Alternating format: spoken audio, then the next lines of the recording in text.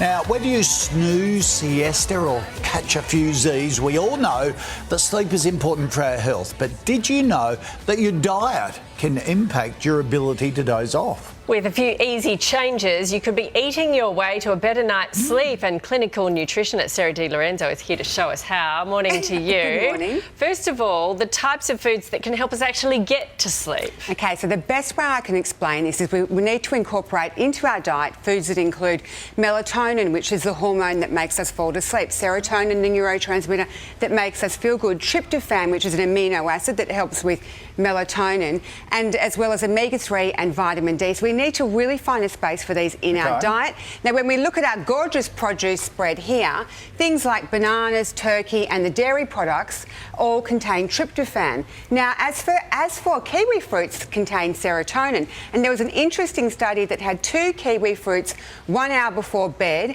over a 4-week period. Those participants fell asleep 42% quicker than the other people in the study. I have a banana before I come to work.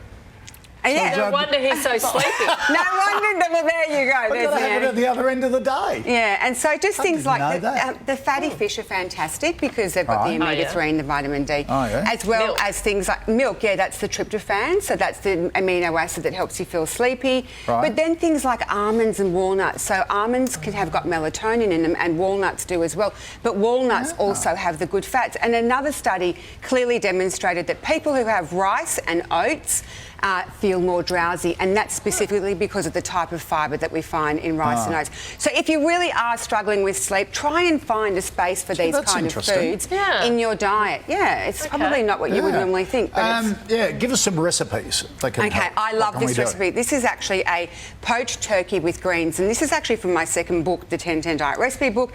But the reason why I picked this for a wonderful recipe to have if you're someone who's suffering from insomnia is because it's nice and light, but it's also got magnesium in it with all the leafy greens, and magnesium makes us feel relaxed, it lowers inflammation, and it lowers the stress hormone called cortisol. Now, I brought in some slithered almonds over the top, poached off the turkey, which I poached off in just some ginger and some onion, and there we have just a very simple, easy, delicious dish with just loads of magnesium and tryptophan. So that was this one. Now here I've got my Sleep Well smoothie. I love this. I created this. This is from my third book, the 10-10 Kickstart. This is something that you could have for dinner, you could also have for dessert. So the ingredients in there is obviously as much as I could showcase from our produce spread, but I've also added in there cinnamon, which is great for blood glucose regulation, but also honey that's a precursor for the production of melatonin. So here, you guys could even try if you wanted.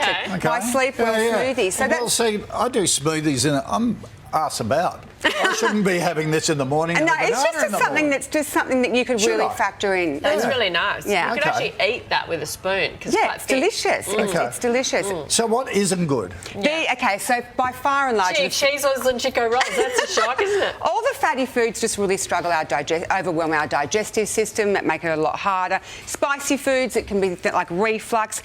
All of the sweets lead to excess weight gain. Excess weight gain is obviously linked to obesity, and then which is linked to poor sleep. Wine would have to be, and alcohol would have to be the worst for sleep. Whilst you will fall asleep. So in other words, I've got to switch it and have my red wine and cheese in the morning before I come to work. Absolutely. And then the banana at night. You can do it at lunch. How dangerous is the red wine for your sleep? Absolutely huge, because what happens with the red wine is, of course, you will fall asleep, but you'll wake up at 2 a.m. because your liver's struggling, and then you'll wake up at 3 a.m. because your serotonin's dipped and you're feeling a big... Sorry, that is okay for you. There you go. Yeah, so sleep is everything. It's so important for Thank you, Sarah. Now you'll find all the recipes on the Sunrise website. You idiot. He's got a moustache now.